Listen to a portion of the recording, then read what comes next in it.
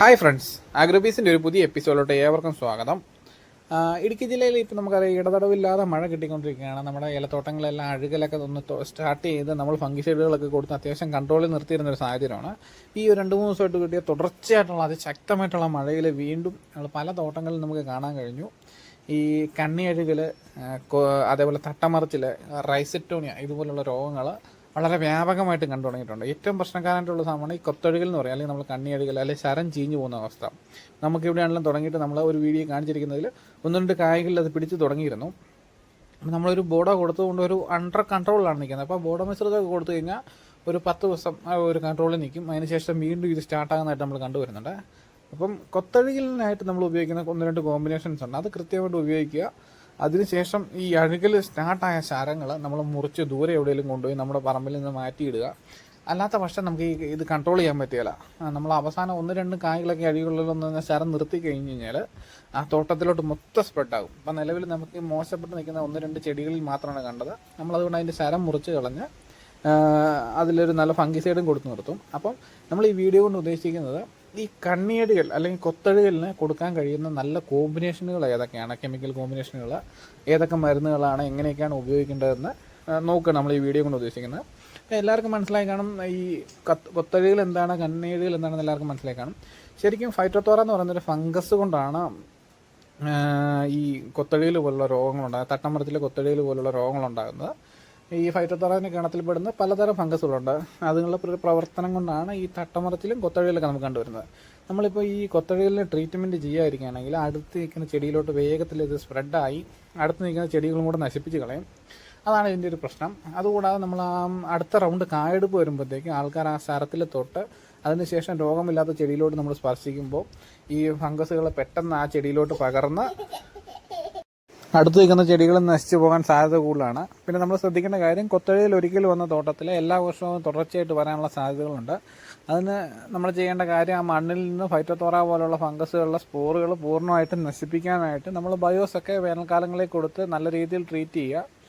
അതുകൂടാതെ കൊത്തഴുകലിനായിട്ട് നമ്മൾ കുറച്ച് കോമ്പിനേഷനുകൾ യൂസ് ചെയ്യാറുണ്ട്. ആ കോമ്പിനേഷനുകളെല്ലാം കൃത്യമായിട്ട് നമ്മുടെ ചെടികൾക്ക് കൊടുത്ത്, കൊത്തഴുകൽ വരുന്ന തോട്ടങ്ങളിലാണെങ്കിൽ രോഗം വരുന്നതിന് മുന്നേ തന്നെ കൊടുത്ത് നമ്മുടെ ചെടിയെ സംരക്ഷിച്ച് നിർത്തുക. രോഗം വന്നതിന് ശേഷം കൊത്തഴുകൽ ട്രീറ്റ് ചെയ്യുന്നത് വളരെ ബുദ്ധിമുട്ടേറിയ ഒരു സംഭവമാണ്. അപ്പോൾ ഇത്രയൊക്കെ പറഞ്ഞുകൊണ്ട് നമുക്ക് കൊത്തഴുകലിന് കൊടുക്കാൻ പറ്റുന്ന കോമ്പോയിലോട്ട് കിടക്കാം. അത് ഏതൊക്കെയാണെന്ന് നമുക്ക് നോക്കി ഈ വീഡിയോ അവസാനിപ്പിക്കാം. അപ്പോൾ ഫ്രണ്ട്സ്, നമ്മൾ കൊത്തഴുകലിനുള്ള ആദ്യ കോമ്പിനേഷൻ നോക്കുകയാണ്. നമുക്ക് കൊത്തഴുകലിന് ഏറ്റവും നല്ലൊരു കോമ്പിനേഷനായിട്ട് ആദ്യം ഞാൻ സജസ്റ്റ് ചെയ്യുന്നത് കോപ്രോക്സി ക്ലോറൈഡ് ഒരു 400 ഗ്രാമും സൈമോസാലിൻ എന്ന് പറയുന്ന കെമിക്കൽ ഒരു 250 ഗ്രാമും 200 ലിറ്റർ വെള്ളത്തിൽ മിക്സ് ചെയ്ത് കൊത്തഴുകലുള്ള ചെടിക്ക് ശരം കുളിപ്പിച്ച് നല്ല രീതിയിൽ അടിച്ചു കൊടുക്കുകയാണെങ്കിൽ കൊത്തഴുകലിൽ നല്ല കൺട്രോൾ നമുക്ക് നല്ല പിടിച്ചു കെട്ടി പോലെ നിർത്താൻ കഴിയും. പിന്നെ കൊത്തഴുകൽ വന്ന ശരങ്ങൾ കണ്ടിച്ച് കളയുകയാണെങ്കിൽ ഏറ്റവും നല്ലതാണ്. കൊത്തഴുകൽ വന്ന ശരങ്ങൾ കണ്ടിച്ച് കളയാത്തോടത്തോളം ആ ചെടിയിൽ വീണ്ടും വീണ്ടും കൊത്തഴുകൽ വരാനുള്ള ടെൻഡൻസി കൂടുതലാണ്. പിന്നെ ഈ സൈമോസാലിൻ പ്ലസ് COC ഉപയോഗിക്കുമ്പോൾ നമുക്ക് തട്ടമറിച്ചിൽ, അതേപോലെ നമ്മുടെ ഇളം ചിമ്പുകൾ ഊരിപ്പോകുന്ന ഒരു പ്രതിഭാസം, റൈസറ്റോണിയ എന്ന് പറയുന്ന രോഗം, ഇതിനെല്ലാം നല്ല കൺട്രോൾ കിട്ടുകയും നമ്മുടെ ഇലയുടെ അടിയിൽ വെള്ളപ്പൂപ്പല് പോലെ വന്നിട്ട് ഇല ചീഞ്ഞു പോകുന്ന ഒരു രോഗങ്ങളുണ്ട് ഈ മഴക്കാലത്ത്. അതിനും നല്ല കൺട്രോളാണ്. അപ്പം ചെടി കയറ്റി അടിക്കേണ്ടി വരും ഇങ്ങനത്തുള്ള രോഗങ്ങളുണ്ടെങ്കിൽ. പിന്നെ ഈ ഇതിൻ്റെ രോഗത്തിൻ്റെ തീവ്രത വളരെ കൂടുതലാണെങ്കിൽ ഇതിൻ്റെ കൂടെ നമുക്ക് ടാഗ്മൈസിനും കൂടെ ചേർത്ത്, ഒരു ആൻറ്റിബയോട്ടിക്കും കൂടെ ചേർത്ത് കൊടുക്കുകയാണെങ്കിൽ നല്ല റിസൾട്ടാണ്. മണ്ണിലോട്ട് കൊടുക്കുന്ന പക്ഷം ടാഗ്മൈസിൻ ഒഴിവാക്കുക. ഈ എൻഡോഫിലിൻ, ഇറ്റുബിൻ അല്ലെങ്കിൽ സൈമോസാലിൻ എന്ന് പറയുന്ന കെമിക്കൽ, കോപ്രോക്സി ക്ലോറൈഡ് എന്ന കോമ്പിനേഷൻ മണ്ണിലോട്ട് തന്നെ കൊടുക്കുക. നമ്മൾ ചെടിയിൽ പ്രയോഗിക്കുമ്പോൾ ടാഗ്മൈസിനും കൂട്ടി ഉപയോഗിക്കുകയാണെങ്കിൽ നല്ല റിസൾട്ടാണ്. നമുക്ക് കൊത്തഴുകലിൻ്റെ സ്പോറുകളെ നല്ല രീതിയിൽ കൺട്രോൾ ചെയ്യാൻ പറ്റും. പിന്നെ ഇങ്ങനെയുള്ള കൊത്തഴുകൽ വരെയുള്ള രോഗങ്ങൾ വരുന്ന മേഖലയാണെങ്കിൽ വരുന്നതിന് മുമ്പ് ഇത് പ്രയോഗിക്കുക. അപ്പോൾ കൂടുതൽ റിസൾട്ട് നമുക്ക് കിട്ടും. വന്നതിന് ശേഷം ഉപയോഗിക്കുമ്പോൾ എല്ലാ കെമിക്കലുകൾക്കും അതിൻ്റേതായ ഒരു പരിമിതികളുണ്ട്. ഇത്രയൊക്കെ പറഞ്ഞുകൊണ്ട് നമ്മൾ അടുത്തൊരു കോമ്പിനേഷനിലോട്ട് പോവുകയാണ്. അടുത്ത കോമ്പിനേഷൻ നമുക്ക് നോക്കാം. അടുത്തായിട്ട് നമ്മൾ നോക്കാൻ പോകുന്ന കോമ്പിനേഷൻ എന്ന് പറയുന്നത് COC പ്ലസ് അക്രോബാക്റ്റ് കംപ്ലീറ്റ് എന്ന് പറയുന്ന പ്രോഡക്റ്റാണ്.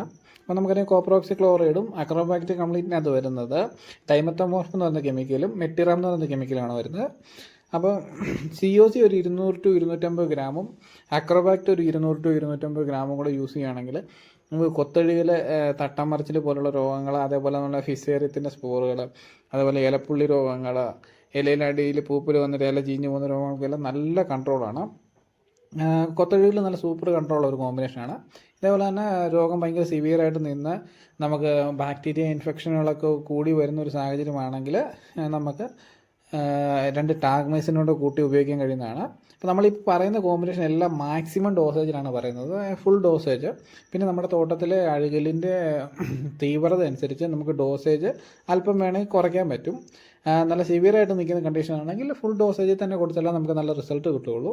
അപ്പം നമ്മുടെ അഴുകലിൻ്റെ തീവ്രത അനുസരിച്ച് വേണമെങ്കിൽ COCയുടെ അളവും അതേപോലെ അക്രോബാക്റ്റിൻ്റെ അളവൊക്കെ ഇച്ചിരി കുറയ്ക്കാവുന്നതാണ്. ഇതുകൂടാതെ ഈ അക്രോബാക്റ്റ് കംപ്ലീറ്റ് പോലുള്ള പ്രോഡക്റ്റുകൾ BASFന് മാത്രമുള്ള കെമിക്കൽ കോമ്പിനേഷനാണ്. അത് അവൈലബിലിറ്റി കുറവാണ്. അവൈലബിൾ ആയിട്ടുള്ള സ്ഥലങ്ങളിൽ പോയി നമ്മൾ ചെക്ക് ചെയ്ത് മേടിക്കുക. ഇത്രയൊക്കെ പറഞ്ഞുകൊണ്ട് അടുത്ത കോമ്പിനേഷനിലോട്ട് നമുക്ക് പോകാം. അടുത്തായിട്ട് നമ്മൾ നോക്കാൻ പോകുന്ന കോമ്പിനേഷൻ എന്ന് പറയുന്നത് COC പ്ലസ് മെറ്റലാക്സിൽ എന്ന് പറയുന്ന കോമ്പിനേഷനാണ്. COC ഒരു 400 ഗ്രാമും മെറ്റലാക്സിൽ 100 ഗ്രാമും എന്ന തോതിൽ 200 ലിറ്റർ വെള്ളത്തിൽ മിക്സ് ചെയ്ത് നമ്മൾ സ്പ്രേ ചെയ്ത് കൊടുക്കുകയാണെങ്കിൽ ചെടിക്ക് തട്ടം മറിച്ചിൽ അതേപോലെ കൊത്തഴിൽ പോലുള്ള രോഗങ്ങൾക്ക് നല്ല കൺട്രോൾ കിട്ടുന്നതാണ്. പിന്നെ നമ്മളെപ്പോഴും പറയുന്നതാണ്, കൊത്തഴിൽ വന്ന ശരങ്ങൾ കട്ട് ചെയ്ത് കളയാത്രത്തോളം വീണ്ടും മഴ ശക്തമായി കഴിയുമ്പോഴത്തേക്ക് കൊത്തഴിൽ അവിടെ കണ്ടുവരാൻ സാധ്യത കൂടുതലാണ്. അതുകൊണ്ട് നമ്മൾ ഫംഗിസൈഡുകളൊക്കെ കൊടുത്ത് കൺട്രോൾ ആക്കിയതിന് ശേഷം കൊത്തഴിൽ വന്ന ശരങ്ങൾ മുറിച്ച് മാറ്റി നമ്മുടെ തോട്ടത്തിൽ നിന്ന് എവിടെയെങ്കിലും കൊണ്ട് നിക്ഷേപിക്കാൻ ശ്രമിക്കുക. ഇതാണ് ഇതിൻ്റെ കോമ്പിനേഷൻ. പിന്നെ ഈ ഒരു മെറ്റലാക്സിൽ COC കോമ്പിനേഷൻ ഒരു പ്രത്യേകത എന്ന് പറഞ്ഞാൽ നല്ല ഹെവി ആയിട്ടുള്ള അറസ്റ്റ് ഉണ്ടാകാൻ സാധ്യത കൂടുതലാണ്. ബാക്ടീരിയ പ്രശ്നം ഉണ്ടെങ്കിൽ ഇതിൻ്റെ കൂടെ നമുക്ക് ടാഗ്മൈസിൻ ചേർത്ത് ഉപയോഗിക്കാം. അറസ്റ്റ് കുറയ്ക്കാനായിട്ട് വേണമെങ്കിൽ അല്പം പൊട്ടാസ്യം പോസ്ഫേറ്റ് ഇതിൻ്റെ കൂടെ ചേർത്ത് ഉപയോഗിക്കുന്നത് നല്ലതാണ്. പിത്തിയതിൻ്റെ നല്ല കൺട്രോളും കൂടെ കിട്ടും. അതുകൂടാതെ ഇതിൻ്റെ അറസ്റ്റിൽ നിന്നൊരു റിലീസും കിട്ടും. അങ്ങനെ ഉപയോഗിക്കാൻ കഴിയുന്ന നല്ലൊരു കോമ്പിനേഷനാണ്. ഇത്രയൊക്കെ പറഞ്ഞാൽ നമുക്ക് അടുത്ത കോമ്പിനേഷനിലോട്ട് പോകാം. അപ്പോൾ ഫ്രണ്ട്സ്, നമ്മൾ ലാസ്റ്റായിട്ട് നോക്കാൻ പോകുന്ന കോമ്പിനേഷൻ എന്ന് പറയുന്നത് COC പ്ലസ് ടെബുക്കണസോളാണ്. അപ്പോൾ നമുക്ക് COC ഒരു 400 ഗ്രാമും ടെബുക്കണസോൾ ഒരു 150 മില്ലി വരെയും ഉപയോഗിക്കാൻ കഴിയും. നമ്മുടെ അഴുകലിൻ്റെ തോതനുസരിച്ച് ഡോസേജിൽ ചെറിയ വേരിയേഷൻ നമുക്ക് വരുത്താൻ പറ്റും. 150 മില്ലി ടെബുക്കണസോളൊക്കെ ചെന്ന് കഴിയുമ്പോൾ നല്ലൊരു അറസ്റ്റ് ഉണ്ടാകാനുള്ള സാധ്യതയുണ്ട്.